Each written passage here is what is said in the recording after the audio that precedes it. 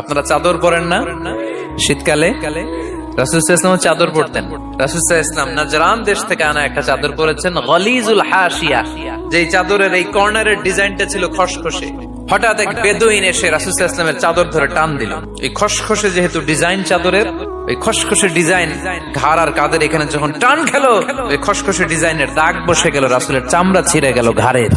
আসছে ভিক্ষা করতে, মূলত ভিক্ষা চাওয়ার ডিজাইন দেখছেন? যার কাছে ভিক্ষা চাবে চাদর ধরে টান এসে বলে, বেদুইন তাদের মধ্যে সভ্যতা ছিল না। ইয়া মুহাম্মদ, ও মুহাম্মদ, মুরলি মিন মালিল্লাহ, ও মুহাম্মদ, আমার খাওয়ার মতো টাকা নাই, তুমি আদেশ করো বাইতুল মাল থেকে যেন আমারে কিছু টাকা দেয়। আল্লাহ রাসূল সাল্লাল্লাহু আলাইহি ওয়াসাল্লাম তার দিকে তাকালেন, তাকিয়ে ফাদাহিক, একটা মুচকি হাসি দিলেন। কি নবী ছিলেন! তার মানে উনার গায়ে যত আঘাতই আসতো কখনো উনি রাখতেন, তবে মাঝে মাঝে রাখতেন। যদি আল্লাহর বিধান লঙ্ঘিত হতো তখন বিশ্বনবী রেগে যেতেন।